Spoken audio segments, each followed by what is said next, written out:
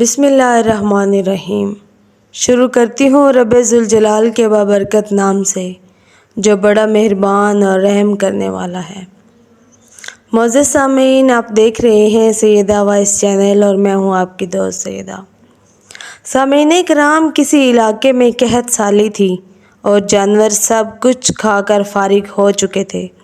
مزید کچھ کھانے کو رہا ہی نہ تھا۔ مویشی مالکان بہت پریشان تھے۔ اس دوران ایک مسجد کے مولوی نے جمعے کے خطبے کے دوران نہایت ہی یقین کے ساتھ یہ بات بتائی کہ اللہ کا نام لے کر یعنی بسم اللہ پڑھ کر دریا کو حکم دیا جائے تو وہ بھی نافرمانی نہیں کرتا۔ یہ چرواہے کا شاید پہلا جمعہ تھا۔ یہ بات اس کے دل میں اتر گئی، یقین کا درجہ پا گئی۔ اس نے واپس آ کر اپنی بکریاں کھولیں اور سیدھا دریا پر چلا گیا۔ اونچی آواز سے بسم اللہ الرحمن الرحیم پڑھا اور دریا کو کہا کہ وہ اپنی بکریاں چرانے جا رہا ہے، اپنے اوپر سے گزرنے دے۔ یہ کہہ کر اس نے اپنی بکریوں کو ہانکا اور دریا پر چلتا ہوا دریا پار کر گیا۔ علاقہ گھاس سے ہرا بھرا پڑا تھا، درختوں کے پتے بھی سلامت تھے کیونکہ کسی کو یہاں تک آنے کی رسائی نہیں تھی۔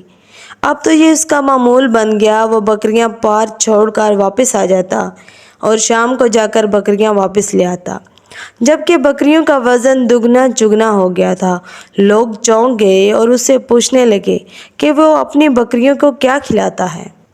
وہ سیدھا سادہ صاف دل نوجوان تھا۔ اس نے صاف صاف بات بتا دی کہ جناب، ہم تو دریا پار کر کے اپنی بکریاں چرانے لے جاتے ہیں۔ بات سب نے سنی لیکن کسی نے یقین نہیں کیا کیونکہ یہ ناقابل یقین بات تھی، مگر بات ہوتے ہوتے مولوی صاحب کے پاس پہنچ گئی۔ مولوی صاحب نے اس چرواہے کو بلایا اور سارا ماجرا پوچھا۔ چرواہے نے مولوی صاحب کو ہی جملہ بتا دیا: مولوی صاحب، میں نے تو آپ کا شکریہ ادا کرنے والا تھا کہ آپ نے جمعے کے خطبے میں جو نسخہ بتایا تھا کہ بسم اللہ کہہ کر دریا کو بھی حکم دو تو وہ بھی انکار نہیں کرتا۔ مولوی صاحب حیرت سے اس کے چہرے کو دیکھتے رہے۔ مولوی صاحب نے کہا: بھائی صاحب، ایسی باتیں تو ہم ہر جمعے میں کرتے ہیں، فقط ان کا مقصد لوگوں کا ایمان بنانا ہوتا ہے۔ مگر بکریوں والا ڈٹا رہا کہ میں تو بسم اللہ کہہ کر پانی پر چلتا ہوں اور بکریوں سمیت پانی پار چلا جاتا ہوں۔ آخر کار مولوی صاحب نے خود پہ تجربہ کرنے کی ٹھانی اور چرواہا بھی آ گیا۔ مجمع زیادہ تھا۔ مولوی صاحب نے ایک دو بار یہ سوچا انکار کر دوں، مگر وہ خود جو مولوی کو کندھے پر اٹھا کر لائے تھے اب بھی جوش و خروش سے اللہ اکبر کے نعرے لگانے لگ گئے اور مولوی صاحب کے حق کی تعریفیں کر رہے تھے۔ آخر کار مولوی صاحب نے ایک رسا منگوایا، پہلے اسے ایک درخت کے ساتھ باندھا، پھر اپنی کمر کے ساتھ باندھا، پھر ڈرتے ڈرتے ڈھیلا ڈھالا بسم اللہ الرحمن الرحیم پڑھا اور دریا پر چلنا شروع ہو گئے، مگر پہلا پاؤں ہی رکھا تھا کہ دھڑام سے پانی میں گر گئے۔ مولوی صاحب ڈبکیاں کھانے لگے اور پانی کے بہاؤ میں بہنا شروع کر دیا۔ لوگوں نے کھینچ کھینچ کر باہر نکالا۔ مولوی صاحب کی اس حرکت نے چرواہے کو پریشان کر دیا کہ مولوی صاحب کی بسم اللہ کو کیا ہو گیا ہے، کیونکہ اس کا یہ روز کا معمول تھا۔ اس کے اپنے یقین میں کوئی فرق نہ آیا۔ بسم اللہ کہہ کر اپنی بکریوں کو پانی کی طرف اشارہ کیا تو ان کے پیچھے چلتا ہوا بکریوں کو پار چھوڑ کر واپس بھی آ گیا۔ لوگ اسے ولی اللہ سمجھ رہے تھے، اس کے حق میں نعرے لگا رہے تھے، مگر وہ سب سے بے نیاز اور سیدھا سادہ انسان تھا۔ وہ مولوی صاحب کے پاس پہنچا: مولوی صاحب، میں آپ کی بسم اللہ کی تعریف سے کافی پریشان تھا، مگر پانی پر چلتے ہوئے مجھے آپ کی بسم اللہ کی بیماری کا پتہ چل گیا۔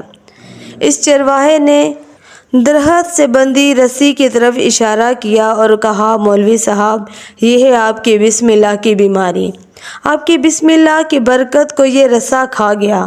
آپ کو بسم اللہ سے زیادہ اس رسے پر بھروسہ تھا، لہٰذا اللہ نے بھی آپ کو رسی کے حوالے کر دیا۔ مولوی صاحب، آپ بھی کمال کرتے ہو۔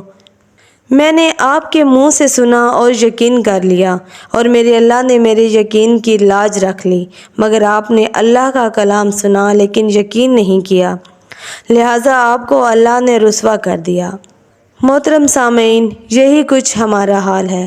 ہماری نمازوں اور دعاؤں کا حال بھی ہماری ہر ایک عبادت یقین سے خالی ہے، تو ہمارے بگڑے کام کیسے سنوریں گے؟ ذرا سوچیے گا ضرور۔ معزز سامعین، اگر آپ کو ہماری ویڈیوز پسند آئے تو ہمارے چینل کو لائک، شیئر اور سبسکرائب ضرور کیجیے گا۔ ساتھ ہی بیل نوٹیفیکیشن کو آن کیجیے تاکہ آئندہ آنے والی ویڈیوز کا نوٹیفیکیشن آپ تک ضرور پہنچے۔ شکریہ۔